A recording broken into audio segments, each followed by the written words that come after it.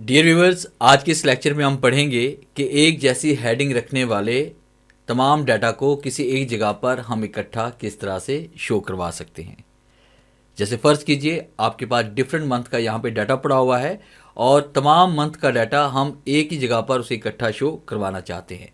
तो आज के इस फंक्शन में हम ये पढ़ने वाले हैं। आज हम बात करेंगे वी स्टैक के बारे में। ये फंक्शन आपको ऑफिस 365 ऑफलाइन और ऑनलाइन दोनों में मिल जाएगा।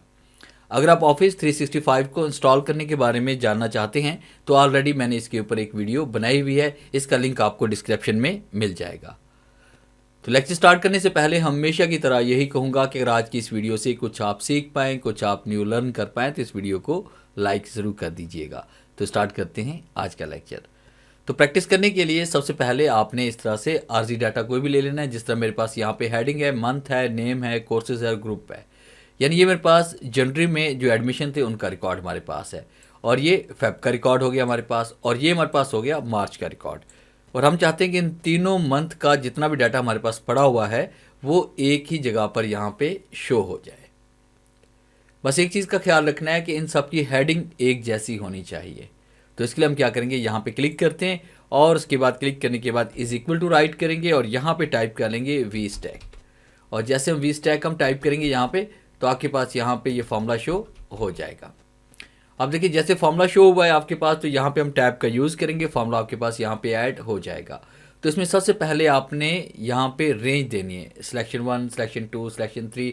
तो आपने यहाँ पे हेडिंग के अलावा सबसे पहली रेंज जिसको आप सबसे ऊपर शो करवाना चाहते हैं वो आपने सेलेक्ट करना है।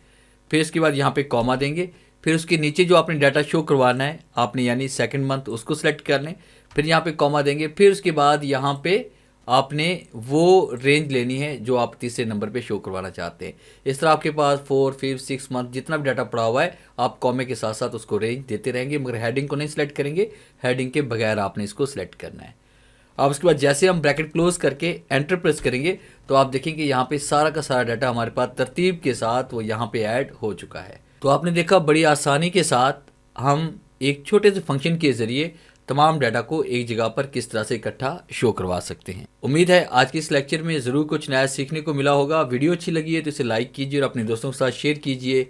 मिलते हैं हम नेक्स्ट लेक्चर में, तब तक के लिए गुड बाय।